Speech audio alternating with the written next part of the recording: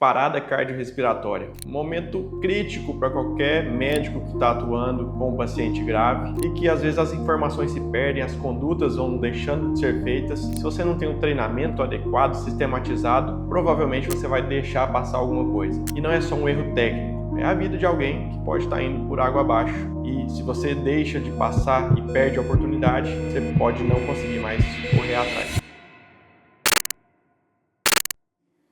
Então, vou te passar aqui 10 pontos rápidos, diretos e práticos para você revisar agora em 2025, baseado nas diretrizes mais atuais. Então, sem enrolação, do jeito que você gosta, o que você precisa saber para não deixar passar mais nada. Meu nome é Caio Barros, sou instrutor do Liberdade Médica. Se você quer ter seu ACLS, nós somos um centro certificador. Então, já olha aqui o link na descrição do vídeo para você fazer a sua inscrição.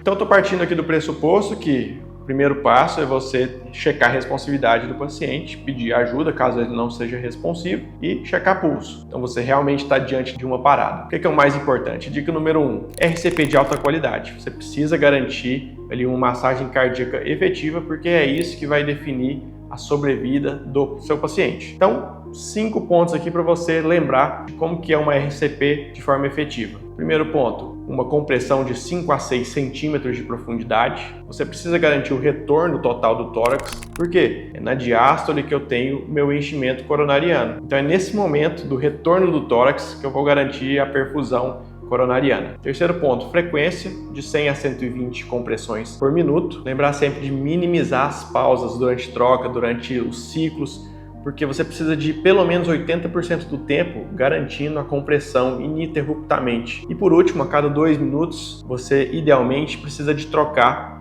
o massageador para garantir a máxima eficácia.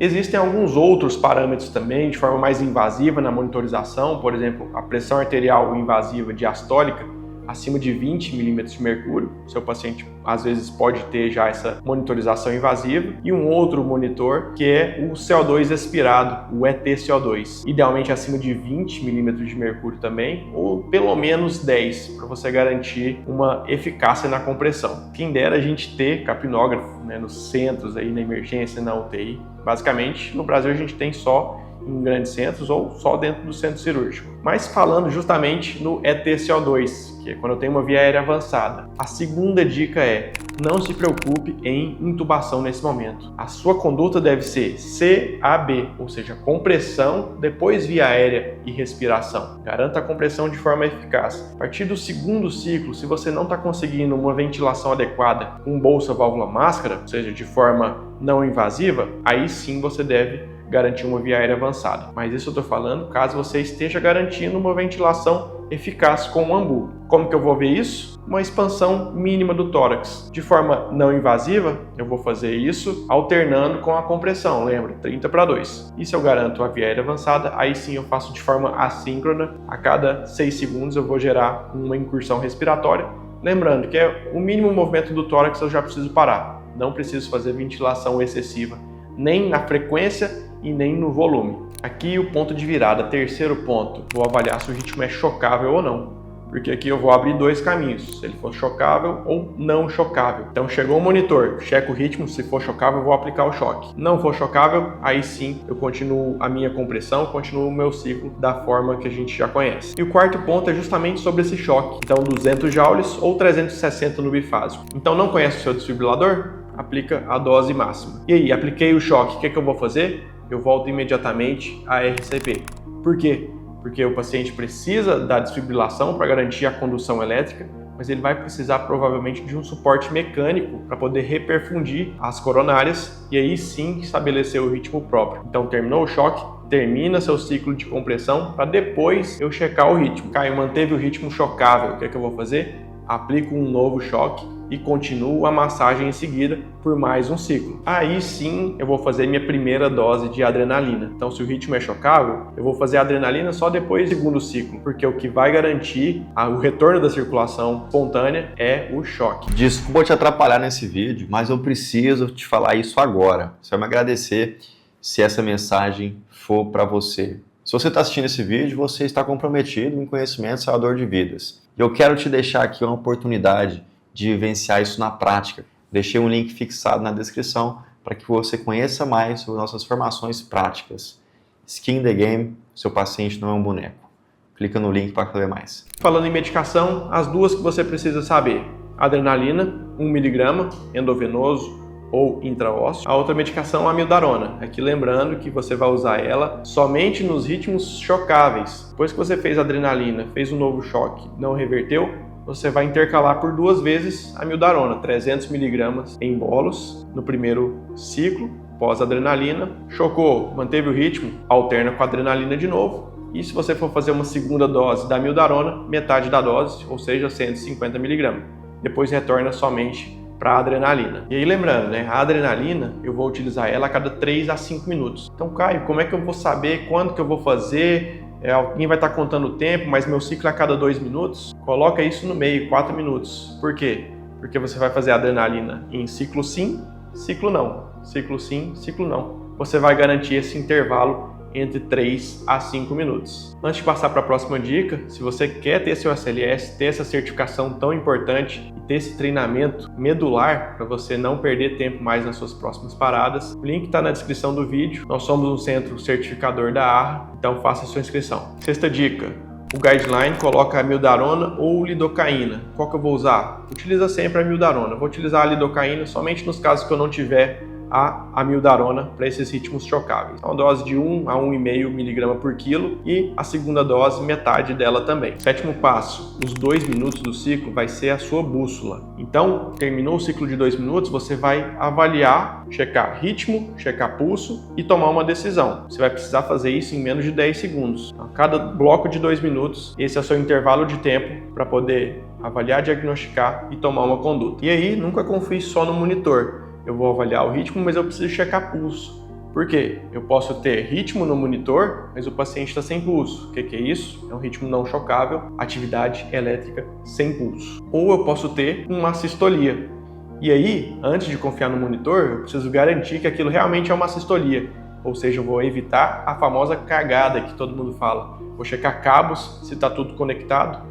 Muitas vezes durante a massagem, o cabo se desconecta, o eletrodo desprega da pele do paciente. Esse é o CA. O segundo, GA, é o ganho. Então eu preciso olhar dentro do monitor se o ganho está adequado para que eu tenha a leitura do QRS ou da atividade elétrica. E por último, o DA, ou seja, as derivações. Eu posso trocar as derivações do monitor, do cardioscópio, para garantir que não tenho atividade elétrica mesmo nesse coração. Então por isso que avaliar o ritmo e checar pulso. Sempre a duplinha anda junto. Nona causa, sempre que eu estiver fazendo a minha RCP, eu vou revisar na minha mente as causas reversíveis, porque pode ter alguma coisa que eu estou deixando passar que vai reverter essa parada. Então a gente fala dos 5Hs e 5Ts. E para lembrar que no Liberdade Médica a gente bate muito no ponto de raciocínio clínico. É muito melhor do que decoreba. Então pensa comigo. Primeiro H, hipovolemia. Garantir e restaurar a volemia desse paciente. Então, se eu tenho hipovolemia, consequentemente eu vou ter hipoperfusão tecidual. Eu gero hipóxia. E a hipóxia leva a acidose, H+. Então, só aí eu já tenho 3 Hs. E os outros dois, uma miscelânea, hiper ou hipocalemia e a hipotermia. A gente pode adicionar ainda um sexto H, que é a hipoglicemia, que é opcional, muito comum na criança, que a gente adiciona isso aí para você sempre ter em mente. E em relação ao T, 2 T's pulmão, 2 T's coração e um quinto T à parte. Quais são os do pulmão? TEP, tromboembolismo pulmonar, e o pneumotórax, que é o T de tensão do tórax. No coração, trombose coronariana, o infarto e tamponamento cardíaco. E o outro T isolado, tóxicos. Então, a intoxicação aguda pode levar a PCR e você tem que ter isso no seu histórico, revisar ali durante a sua parada. E por último, uma última dica, o que você nunca vai fazer? Nunca vai desfibrilar uma assistolia ou uma atividade elétrica sem pulso, não vai confiar somente no monitor para avaliar e tomar uma próxima conduta, não vai parar a PCR para fazer procedimentos prolongados, pegar um acesso venoso central ou para intubação, é minimizar o tempo sem compressão torácica. E as medicações que você não deve usar: atropina, vasopressina. De rotina, você não vai utilizar mais cálcio, bicarbonato para corrigir alguma questão metabólica de rotina, a não ser que você tenha uma indicação clara, que você veja que realmente aquilo está desencadeando o quadro do paciente que levou a PCR.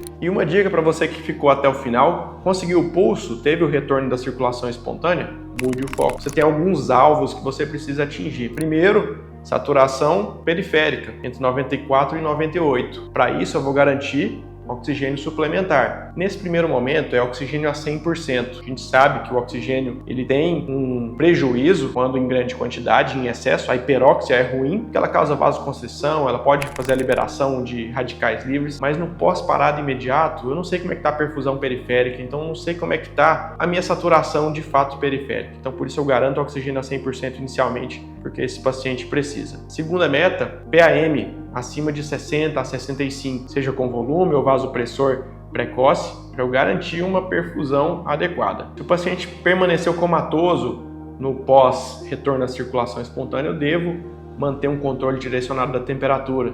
Então, entre 32 e 36 graus, não deixando ele ficar hipotérmico, obviamente, mas corrigindo de forma lenta a 0,5 graus por hora desse paciente, mas principalmente evitando agressivamente a hipertermia. Não posso deixar esse paciente fazer hipertermia porque vai ser muito danoso para o cérebro do meu paciente. Vou manter a glicemia entre 144 e 180 e principalmente agora vou procurar os fatores desencadeantes que levaram a essa PCR.